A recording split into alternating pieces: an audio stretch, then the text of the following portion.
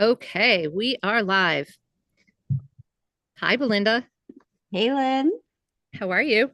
I'm doing well. How are you doing? I'm good. I mean, we're both in sunny California, Yeah, I'm loving your background.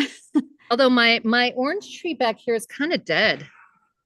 You have fruit. That's good though. I've been trying I to have a really the grapefruit tree is doing awesome. See that one? grow. Yeah, every year they're all a little different just depending on the Yeah, and our lemon tree, which is behind my dead orange tree, has got thousands of lemons. It's insane.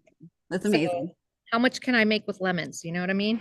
You can just give them away to the neighbors. Everyone uses Oh lemons, my gosh, so I do. I know. And I love it. They're Meyer lemons. They're so tasty. But yeah, yeah. they're juicy. They're juicy here in California. So, welcome. So, anyone who's joining or watching this after, which is all good, this is Belinda from Elims, which is smile backwards, It is. which I didn't know that until I think you pointed it out one time. And I was like, Yeah. oh, that makes a lot of sense. And obviously, oral care. Yeah. Um, and it's a category I have a lot of affinity for. I think I told you back in the my advertising days, I worked on Oral B and help them launch their global Brush Like a Dentist campaign. There you So go. I know the category very well. So, welcome. I'm super excited to chat with you today. Yeah, I'm excited to chat with you too. So, I think we're going to start at the pseudo beginning, Okay. not the beginning, but like the beginning for you around what sparked your interest in Elims and oral care. And I know part of it is going to be your husband. Yep. Yep. But there's a big leap from marrying a dentist to launching an oral care brand. So Yeah. fill us in on that I gap. would say it's a short starting story with a very long preparation to that moment. So my background is when I was growing up, I was an immigrant family, grew up, helping my parents man their gift shop in downtown Vancouver. And so, my parents always basically told me you could be anything you want as long as it's a doctor, a lawyer, or an engineer. And Oh, I didn't want to be a lawyer because I didn't feel like that was in my realm. And I didn't want to be a doctor because I don't like touching people. yeah. I Or thought, okay, blood. well, I'll be an engineer. And so I became a biomedical engineer, which appeased my parents greatly because they didn't know that the biomedical part didn't have anything to do with becoming a doctor. They just heard biomedical and engineer, and they Sounds thought, okay. very impressive. Yes. They thought, yes, this is what it is. None of us, I think, really knew what that all meant. But so I was a biomedical engineer and worked in the medical device industry for 15 years, building all kinds of medical devices from spinal implants to like diabetes, insulin pumps.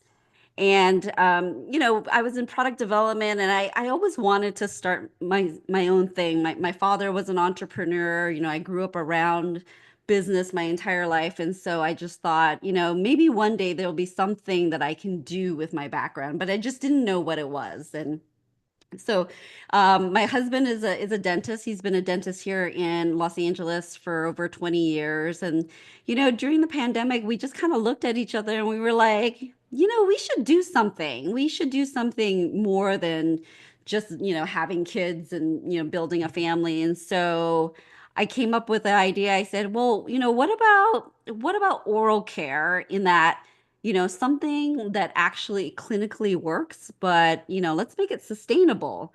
And Yeah. surprisingly, in 2018, 2019, it wasn't a thing. You either had like the Oral Bs and the Colgates of the world, which were very clinical, but all plastic. And All then you plastic, have bristles and everything. It's crazy. everything. Yes. Everything. Yeah. They say every toothbrush ever made is, going to be around for 500 years. So, we looked at that and we saw these other things that were like, toothpaste tablets and Mm. toothbrushes. And, talking to a lot of dentists and hygienists, they all sort of said, it's funny, like the patients who use those clean ingredients, sustainable oral care products, they just come in with more problems. Oh, So I just thought, ooh, yeah, that's yeah. that's exactly the sound I made. I said, ooh, there's something missing here. There's a gap. And so what we go for is, clinically effective formulas, but also sustainable, in a way that it's not 100% sustainable, whatever that means. I don't think anything in this world is 100% Yeah, I mean, sustainable, but we're moving the needle, right? We're moving yes. the needle on making things have less packaging, have more sustainable packaging materials, using anything that could be renewable in any sense. So we're just trying to push the envelope where we can, and so far it's been doing really well. We launched in 2021. I left my career at Medtronic right around that time, and then we launched the business, and it's been 4 years later and we're still here. And I think that's the thing I'm most excited about, given the state of CPG industry and Yes. cosmetics in the beauty world. Like, we continue to grow every year and we're still here, and that's what matters. And I think it's part of it is because just about everyone on the planet has teeth. So, everyone on the planet has to take care of their teeth. And so, there's always room for oral care in everyone's life. Well, and it's also a category, to your point, that hasn't had the disruption of skin and hair and other categories as much. Yeah. And so you're right. Like when I worked on it, everything was plastic and it was basically the same ingredients, kind of just. So it is ripe for disruption, which you've done. I love the flavors that you've introduced because, like, why not? Why not have a toothpaste that actually tastes decent? And not everybody loves mint. My daughter is somebody who really doesn't like mint and always hate it. Like she would gag when she brushed her teeth. Mhm. It's just like she's a little OCD and a little on the spectrum, and it just is not something that worked for her. So now that's an audience actually that would really love your products. Obviously, a lot of people will love your products, but launching a business is not as easy as it sounds. So fill us in. I mean, first let me just say there's a quote that my husband says I love, which is being an entrepreneur is being staying in business long enough to get lucky. I love And it. That is 100%. I think it's I think it's the truth because you never know what's around the corner or who might stumble onto your brand, or before you know it, Lady Gaga's using it and you blow up. But you got to be in the business and you got to stick it out and you got to go through the grind of the tough part. And that's what a lot of entrepreneurs don't understand. They think, but my product is so amazing. Where are all the people? Why isn't it coming and happening? And it's like, well, it's a shit ton of work. Yeah, it You is. got You yeah. have to be ready when the moment strikes. You Right. have to be ready, but like it's not an overnight. Very few things are overnight successes in our business. There are a few, but it's very, very few and far between. So let's talk about what were the surprises for you along the way when you launched? Because you clearly had experience launching products before, but in a different setting with a big team and in a corporate world. So now you're on your Yeah. own. Well, Yeah. with your husband, but Woo. he's working full time. So I'm assuming you're doing the bulk of work. Yes. Yeah. What were the things that you kind of went, oh, I wish I knew that? Or Yes. that The was a good biggest surprise. the biggest surprise for me was finding product market fit. Ah, Because when you work for a big corporation, everyone knows the brand. So, whether you're yeah, Coca-Cola or your L'Oreal or your Medtronic, anything you put out, you already have a captive audience. that's Even if true. you're launching something brand new, you have the tools, people know who you are. When you start a brand from scratch and a product from scratch, no one knows you exist. And I had never experienced that before, Mm, of creating something out of nothing, both a brand, a personality, a voice, and a product, and bringing that into the world and trying to get people to just know that we are here, just raising our hand and saying, hey, we're here, we're alive, we're in this, we're around. So that was the hardest thing because, like you said, I just thought, okay, we'll build it and they will come. And here I have this thing, and I think it's a great product, but no one's pounding on the door to come and get it, right? Even with like advertising, you still have to really educate people about what you're trying to do, how you're going to make your consumer's life easier by having this product or this service. And so I was just really shocked. And I just remember in that first 7 months, I was just really down. I felt so exhausted.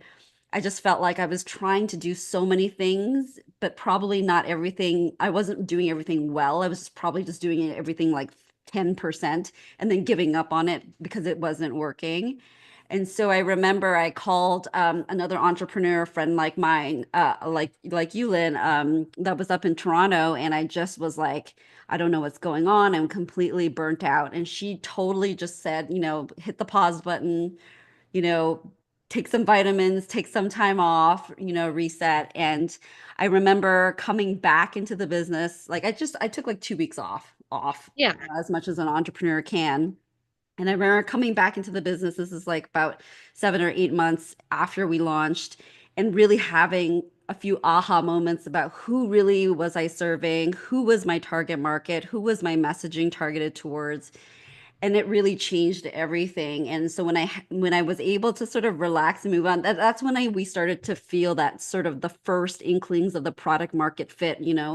We started getting more sales, people started talking about our products organically, people started recommending us, that sort of thing. But like getting to that point of like not having product market fit was really challenging. And I see a lot of brands online saying, "Oh, we hit product market fit." And I look at their what they're doing and I'm like, "No, you barely scratched the surface." And I think it's a getting to product market fit is it takes a very long time. For some companies it could be years, but we started to feel it luckily within the first year, and that was the biggest shock to me coming from a corporate life. I'm not surprised because I didn't have that same shock. I knew it was going to be like, you got to do, like, in my head, it was like getting the product was the small part of it, and then doing the marketing and getting customers is the hard part. But it's definitely been a lot harder than I thought, especially, well, a couple things. One is it takes people now, which is shocking, somewhere between 10 and 13 touch points before they actually convert. Hmm. Um, and I'm going to e-tail next week, and I'm going to see if I can get an updated benchmark for that, because when I launched the business, people used to say 7 to 10, and I Mm. thought that was a lot.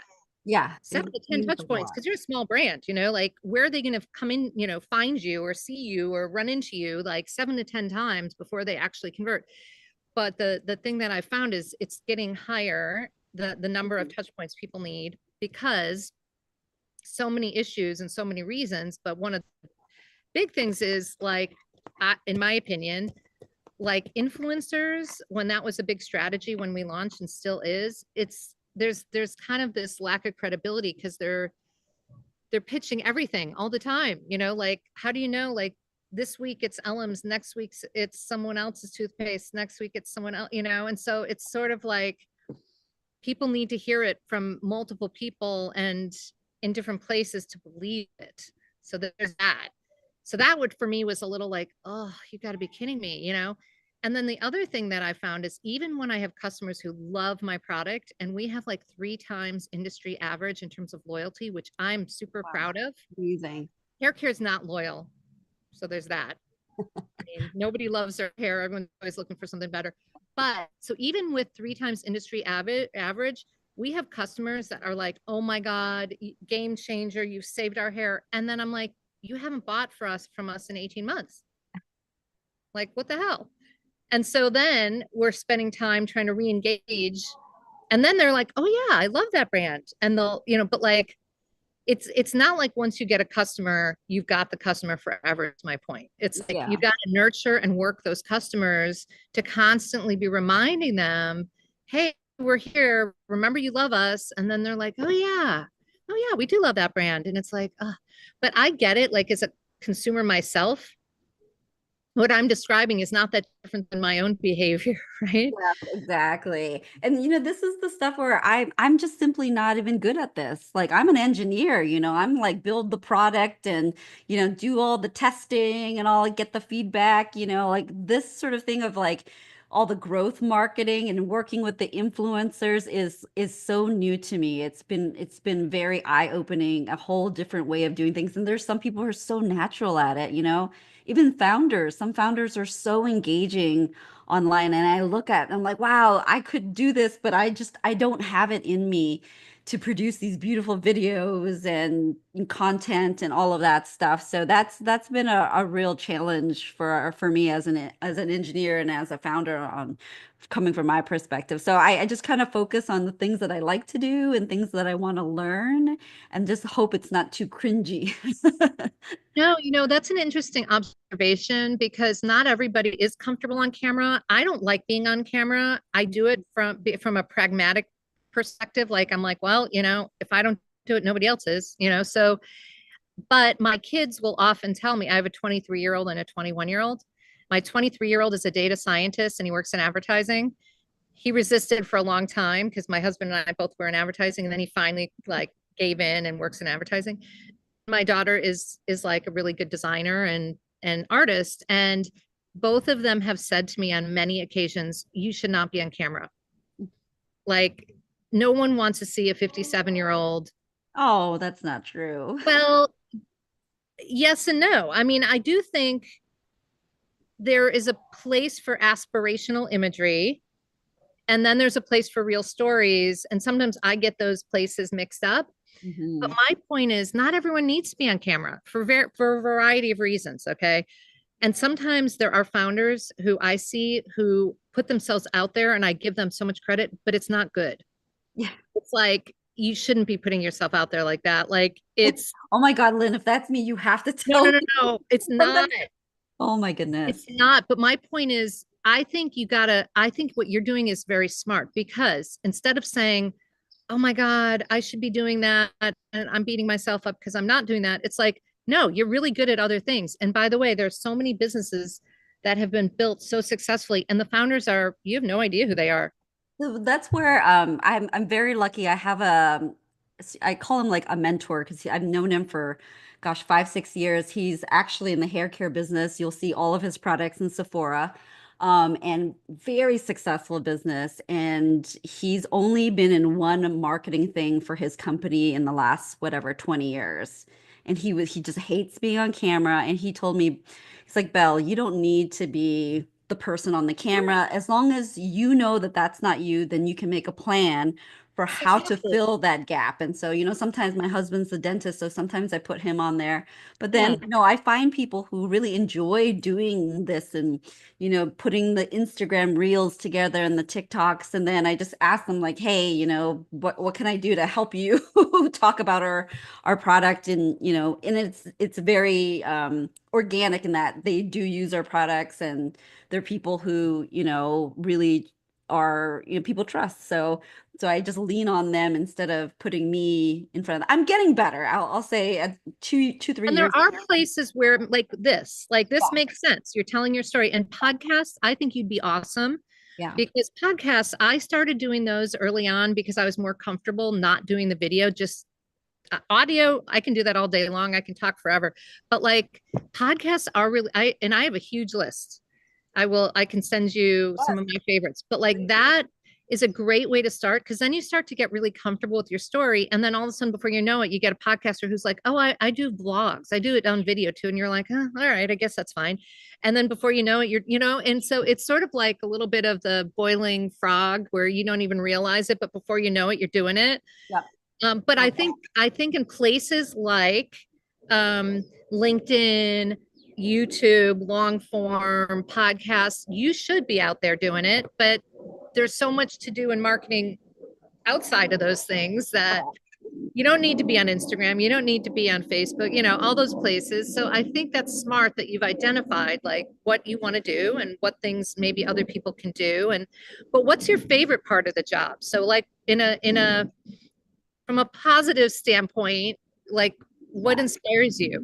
Okay, a few things. One thing that I absolutely love because we're an oral care company, hopefully you're using our products twice a day. And so I love the fact that we're in people's homes.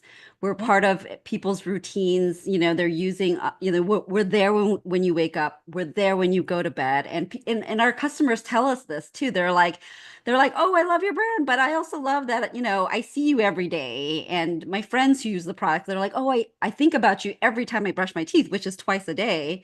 So I love that aspect of it. Like when I worked in medical devices, I'll tell you, no one wants to think about the products I produce, right? Because you're using it because you're not well. Whereas, being in a wellness category, and being part of people's everyday routines, that's just so cool to me. I just love thinking about these thousands of people who are just using my product every day, twice a day. And, we're helping them live healthier, cleaner lives. But it's also like we're in your house. It's cool.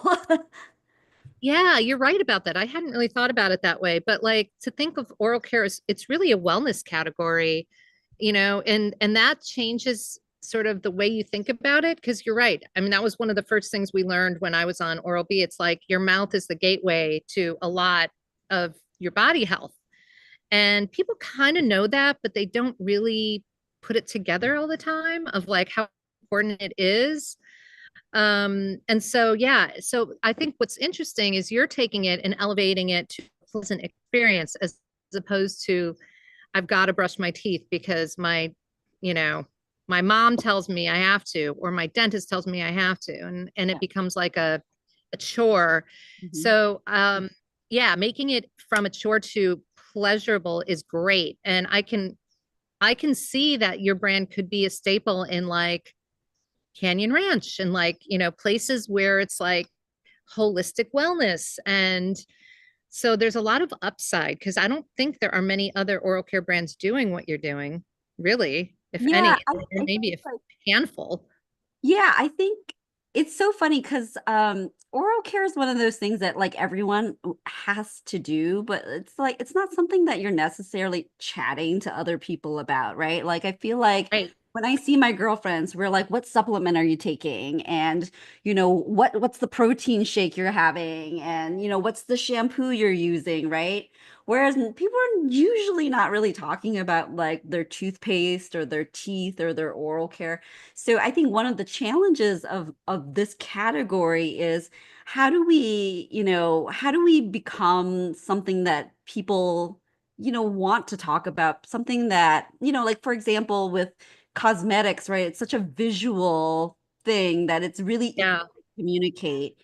Whereas like our products it's I think it's harder to communicate on like social media because it's an experience and not so much just like a thing that you see on someone's face, like, glitter freckles or something like that. So it has Oh, to I be think you're right nuanced. about that big time. And I think skincare and hair care has a little bit of that challenge too, not as much, but it's a lot of skincare products you don't see, it's not instant.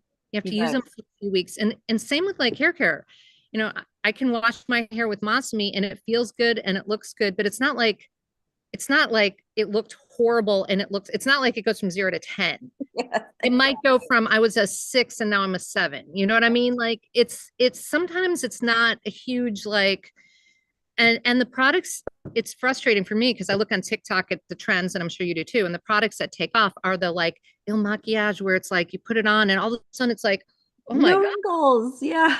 But that's people don't realize how gimmicky that is. And it's such a quick fix and it's not like a sustainable thing, but it's very TikTokable because you see this dramatic change. I think you're right. So it's almost like, how do you?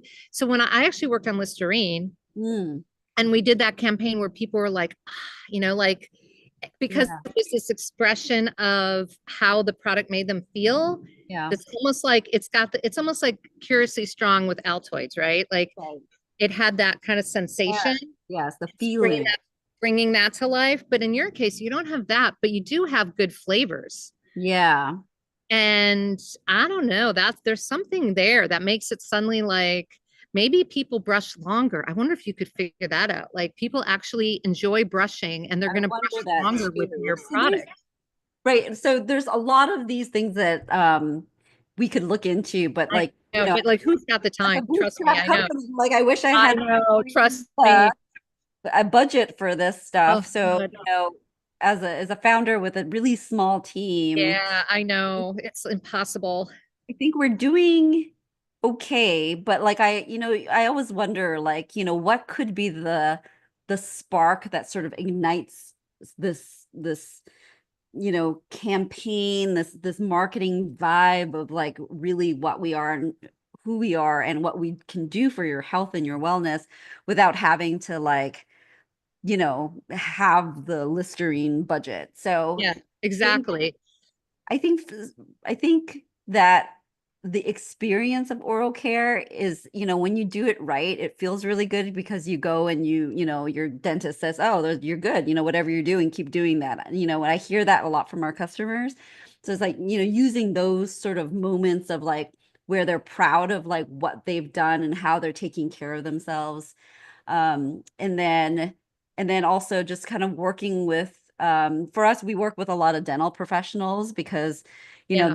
those are our influencers, right? Like if you Oh, go into the dental office and you get a cleaning from a hygienist and she was like, "Oh, you should use this product," or "Have you heard of this product?" Then that I think leaves a more of a mark than Sally, on Instagram who's like holding our product for 30 seconds. So there's a yeah. lot of these things that I think that we're doing that I think I'm very proud as a bootstrap company we're able to do and grow as we have without paid ads. But I think in year 4 now we're starting to hit a wall. Like I feel like I've exhausted a lot of these tactics and I think it's probably time to like get some fresh eyes on the business and, especially on the marketing side of things and just get some new ideas of what we can do and how we can expand. And for example, being part of the Conscious Beauty Collective, like just seeing these other women and what they've been doing has been really super inspiring because, like some of the brands are things that are like tools like ours. And it's like, okay, what are they doing? They also have to communicate how this works and educate their consumers and then kind of convey an experience over like a result, for example. So I'm learning a lot. No, I learn all the time too. And that's one of the things that I love about the CBC is that people are really good about sharing and supporting and kind of like even sharing what doesn't work. Because I don't want to waste my time on some platform or some program that is like a dud, you know what I mean?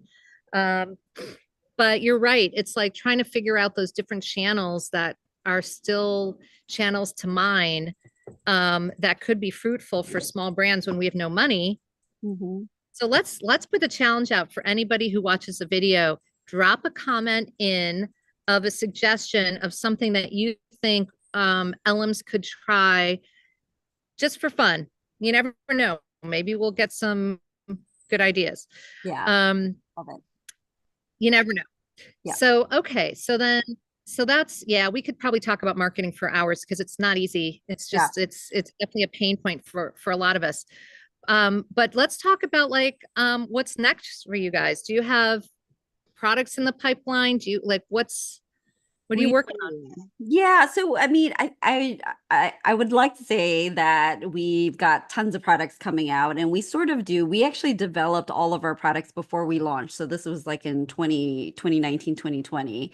But it becomes a cash issue, right? Yeah. So, we launched with 3 hero products, and since then we've added like 1, 2 smaller products or line extensions of the same products, like different sizing of those products. In terms of like brand new things, we do have 2 things in the works, but it comes down to cash because the cash that we have, the cash that we make, we got to put it back into the inventory to support the existing business or not. So that's been our main challenge. That's the thing that keeps me up at night right now is how do we continue to fund our inventory when our demand, the velocity is increasing, which is a great problem to have. I get that, but it's like a pain because, when you're really small, you can probably find, friends and family who will give you like a little bit of money to get you going.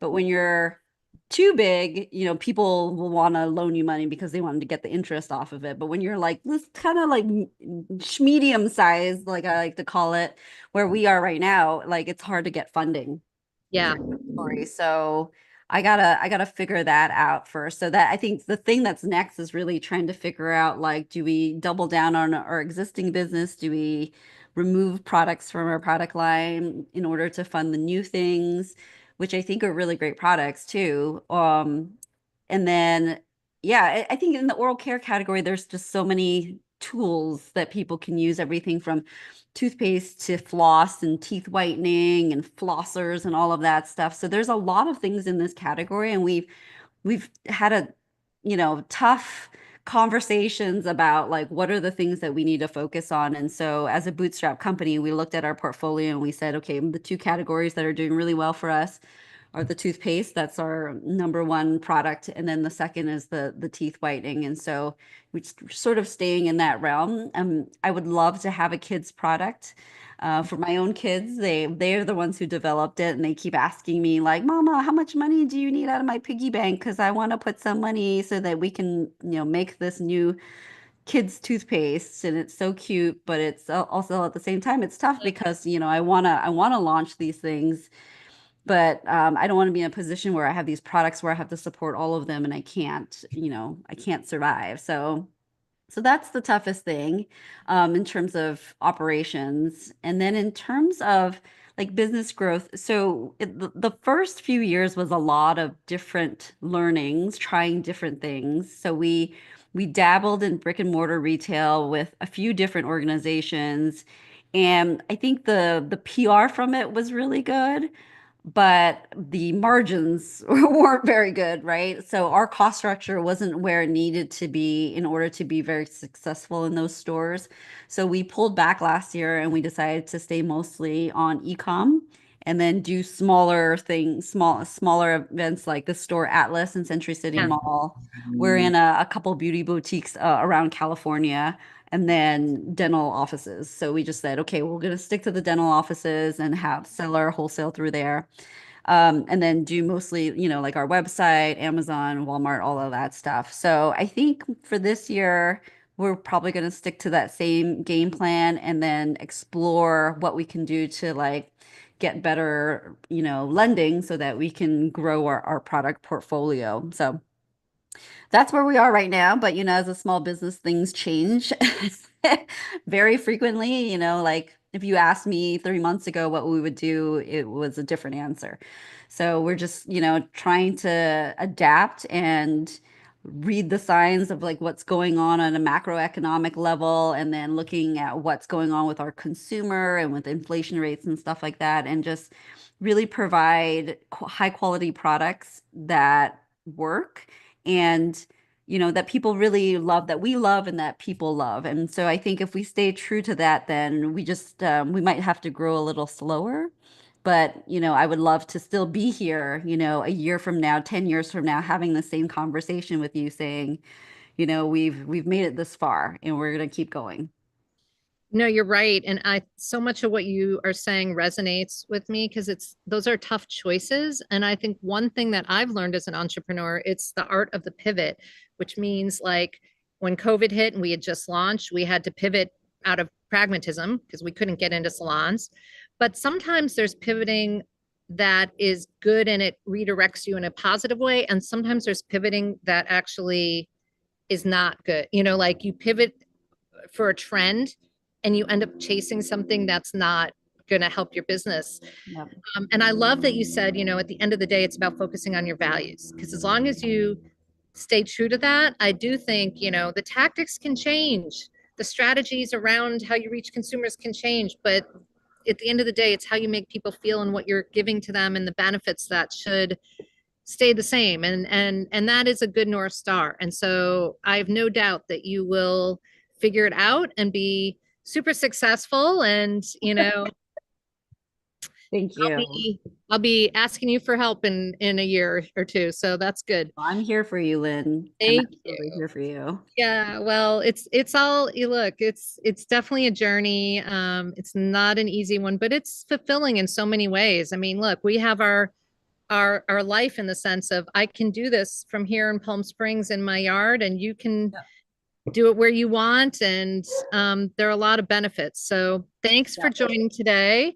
Love the conversation, and we will pick it up again maybe in a few months. We'll do it again Yeah, I would and love that. see what's new. But any parting words? Yeah, I would say, Lynn, so one of the things you asked me is like, what's the best part of the job? And I'll tell you this, that being an engineer where I was one out of maybe, 2 or 3 women in the Oh, whole yeah. engineering school to working in an engineering position where I was, again, still one of very few women, working mostly with men. Really, one of the best parts of being a founder in the CPG space is like working with so many smart, talented, hardworking, Yeah. strong women. It has been absolutely delightful. I just feel like, like just the same way I met you, where, I go to like a networking event and like suddenly I leave with like 3 best friends. And we just get each other because we're going through the same thing or we're about to go through the same thing. And it's amazing, like just the women and the people that I've met as a female founder has been just one of the greatest joys of my life. So that is one of the best parts of this job. I agree wholeheartedly. And that's what keeps me going because it really is, you can't do it alone, even though some days it feels like we are doing it alone. Yeah. Well, on that note, that was brilliant. I will say goodbye, but thank you for joining. And I hope to see you at Atlas one of these days. Yes, I'll see you there hopefully next month. Yeah.